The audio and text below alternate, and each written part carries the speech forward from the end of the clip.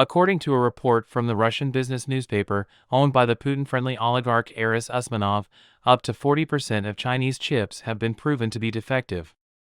This report claims that delivering chips with a 40% failure rate in a non-functional state means that, unless Russia spends significant time and effort testing all delivered chips, it is almost impossible to manufacture anything.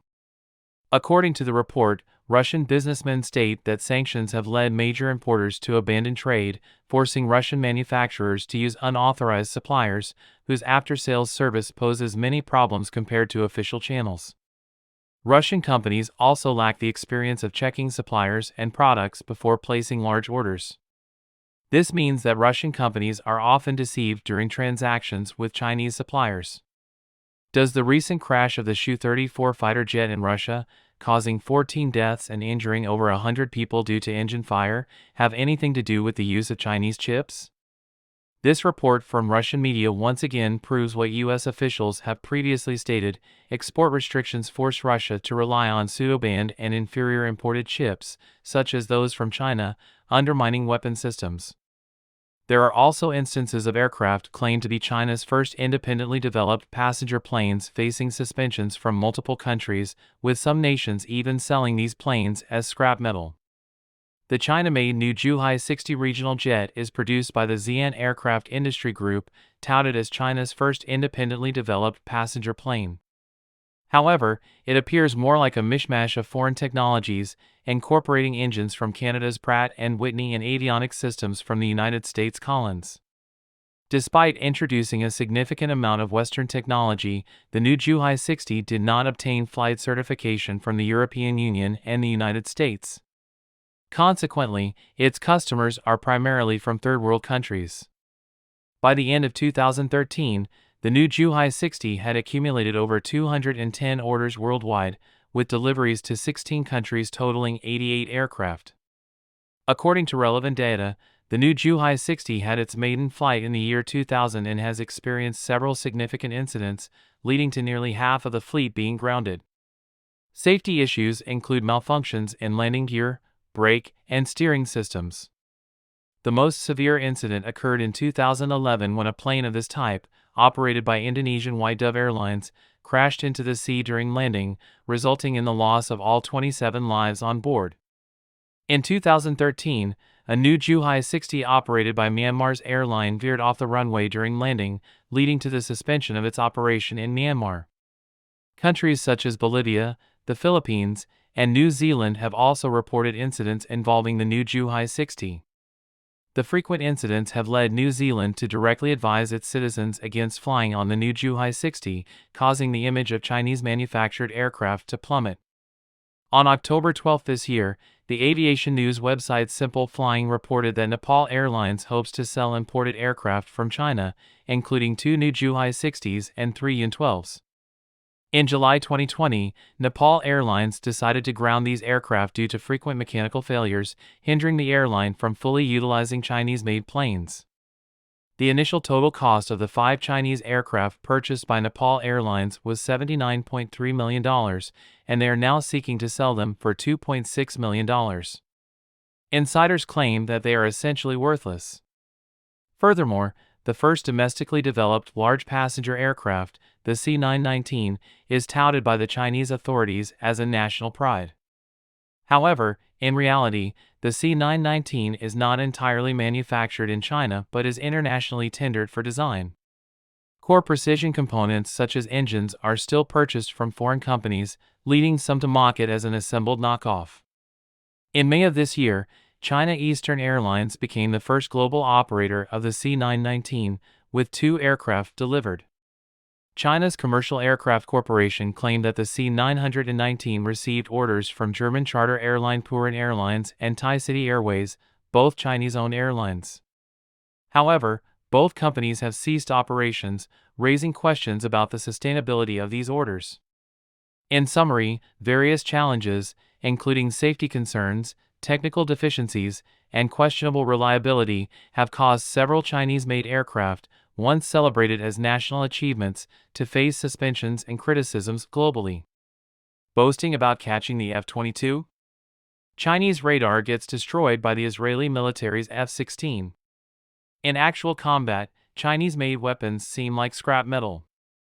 The JY-27 anti-stealth long-range radar, manufactured in China, claims a detection range of 330 kilometers, positioning accuracy of 150 meters, and the ability to process information for 128 targets within 10 seconds, boasting the capability to capture the American stealth fighter F-22.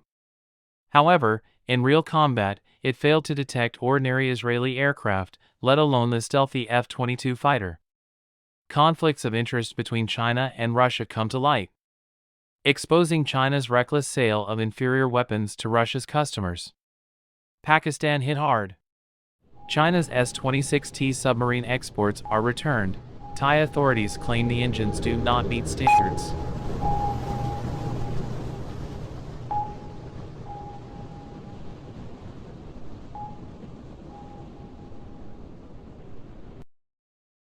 Taiwan's military procurement scandal, armored vehicles using inferior Chinese mainland components. The Taiwan military is investigating a major scandal involving the procurement of military equipment related to the domestically developed Clouded Leopard armored vehicle. The contracted companies are accused of using inferior Chinese mainland components to produce armored vehicles, leading to the detention and investigation of approximately 60 military officers and contractors. Prosecutors allege that 4 local contractors violated contracts. Authorities conducted surprise inspections at 37 locations across the island on Thursday, arresting nearly 60 military officers and contractor company members and confiscating various documents and evidence. Experts point out that the incident reveals security vulnerabilities and leaks of military secrets. They obtained cheaper materials from mainland China, indicating flaws in Taiwan's military monitoring system. The current Clouded Leopard armored vehicles have already experienced various issues, including component failures. Since the conflict between Russia and Ukraine, European and American car manufacturers, as well as those from Japan and South Korea, have withdrawn from the Russian market. Chinese car brands have become the main players in the local market. According to data, the share of Chinese cars exported to Russia has increased from 7% before the conflict to the current 49%. The total value of Chinese brand cars exported to the country in June alone exceeded $1 billion US. According to data published by a Russian analysis company, Chinese cars accounted for 49% of the Russian market share in June this year. In contrast, in June 2021, Chinese cars held only 7% of the market share in Russia. Among Chinese domestic brands, Haval, Chery, and Geely have enjoyed the most benefits. Currently, the combined sales of these 3 brands account for nearly 40% of Russia's new car sales. However, along with the increase in sales comes complaints from Russians about Chinese cars. According to media reports, the frequency of breakdowns and maintenance for Chinese brand cars in Russia increased by 35% this year. Almost all Chinese car brands sold in Russia have experienced an increase in failure rates. In Moscow, a user named Leo bought a Ruishing 7 in March this year and was disappointed with the car. Even with the ventilation turned off, he could feel air on his legs when sitting in the front passenger seat, attributing it to gaps in the doors, meaning dust and exhaust fumes could enter the car. He attributed these issues to a defect in the new car, loose rubber seals. Another dissatisfied user with Chinese cars is Xi'an, a Russian taxi driver. After the Russia-Ukraine conflict, he has been increasingly using Chinese cars, one of the reasons being that he believes Chinese cars have poor driving stability. He told the media that he bought a Skoda in 2022, and honestly, it's much better than Chinese cars. In addition, the most complained about issue among Russian consumers is the corrosion and rusting of cars. According to research, 44% of Russians believe that Chinese cars use too thin metal materials or inappropriate spare parts. 42% of people think that Chinese cars have metal corrosion issues, 29% believe Chinese cars use low-quality electronic products and components, and 24% complain about the thin paint coating on Chinese cars. Although domestic cars thrive in the domestic market, their true colors are revealed when they go abroad. Summer road tests in Xinjiang reveal the true performance of Chinese new energy vehicles. BYD falls from grace, and the ideal one proves to be industrial waste, costing more than conventional fuel cars. These are the data that car manufacturers will never tell you. Huawei has emphasized 8 times that it doesn't make cars, and many people don't understand the reason. In reality, they are well aware that they currently lack the capability to manufacture cars.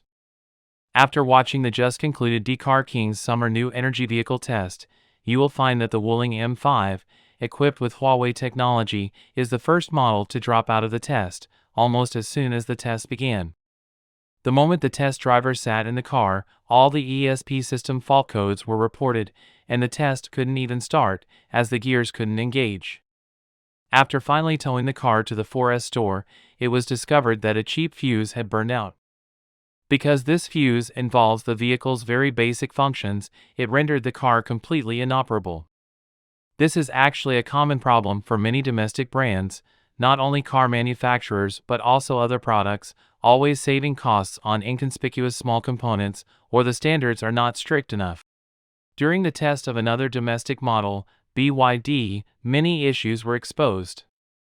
For example, in BYD's Song Plus DMI and Xi'an Plus EV series, as long as the air conditioning is turned on for an extended period, it repeatedly blows out hot air, with the air reaching temperatures of over 50 degrees, even higher than the outdoor temperature. Aside from air conditioning issues, after being exposed to sunlight, the light control stock in BYD's Xi'an Plus became ineffective and the touchscreen froze. Even after a restart, it couldn't be restored. Among the high-priced domestic brands, NIO ET7 experienced air conditioning malfunctions in outdoor temperatures above 43 degrees, repeatedly blowing hot air. The test driver found it uncomfortable, and despite using ventilated seats, it was not cooling and comfortable. Instead, his entire pants were soaked in sweat. The ideal one also experienced blowing hot air under high temperatures, with the temperature reaching a staggering 58 degrees. Test drivers found that the ideal one's air conditioning failure rate increases when the battery level is low. Because of the low battery level, the system limits the output power of the air conditioning, falling short of the power needed, resulting in overload. This requires a restart to return to normal, but the fault returns after a while. This is the so-called made in China